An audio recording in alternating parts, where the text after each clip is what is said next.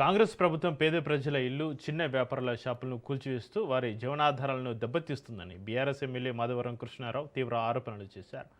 KPHP కాలనీలో వేల కోట్ల రూపాయల విలువైన భూములను విక్రయించిన ప్రభుత్వం స్థానికంగా ఎలాంటి అభివృద్ధి పనులు చేయలేదని విమర్శించారు.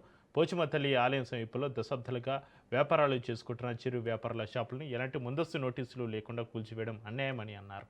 జేహెచ్ఎంసీ గుర్తింపు కార్డులతోటి వ్యాపారాలు నిర్వహిస్తున్న వారిని ఇబ్బందులకు గురి చేయడమే కాకుండా కేసుల పేరుతోటి భయపెడుతున్నారని ఆరోపించారు. కొందరు అధికారులు అధికార పార్టీకి అనుకూలంగా వ్యవహరిస్తున్నారని విమర్శించిన మాధవరం ప్రజలు కాంగ్రెస్ ప్రభుత్వ తీరును గమనిస్తున్నారని, రానున్న ఎన్నికల్లో తగిన గుణపాఠం చెబుతారని వ్యాఖ్యానించారు.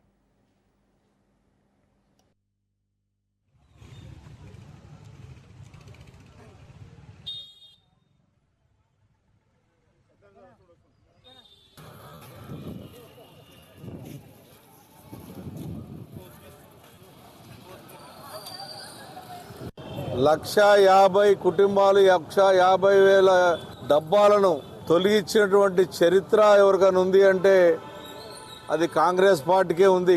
ఒక మాల్లకు సపోర్ట్ చేయడానికి, పెద్ద పెద్ద భూస్వాములకు సపోర్ట్ చేయడానికి, నిరుపేద బిడ్డలను పొట్టగొట్టి వాళ్ళు నిజంగా అర్థం చేసుకోవాల్సిన అవసరం ఉంది. ప్రభుత్వం అధికారులు కానీ, ప్రభుత్వం ఉన్నటువంటి మంత్రులు కానీ, ప్రభుత్వంలో ఉన్నటువంటి నాయకులు కానీ ఒక డబ్బా తీసేస్తే ఆ డబ్బా తీసినప్పుడు ఆ డబ్బా ఉన్నప్పుడు వాళ్ళు స్కూల్ ఫీజులు కట్టుకోవాలి, ఆ డబ్బా మీద లోన్ తెచ్చుకుంటారు.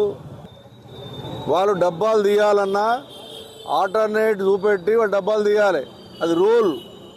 ఈ దుర్మార్గమైనటువంటి కాంగ్రెస్ గవర్నమెంట్లో మండల ఆఫీస్ కాడే కానీ, బేగంపేటలో కానీ, భారత్ నగర్ కాలనీ కానీ, బాలనగర్లో కానీ, ఇవాళ హౌసింగ్ బోర్డులోనే కానీ 70 కుటుంబాలు మొన్న 6వ తారీఖు నాడు నిర్ధారించరది చేశారు. ఎవ్వని బావుకొర తీసిరని అడుగుతున్నాను ముఖ్యమంత్రిని.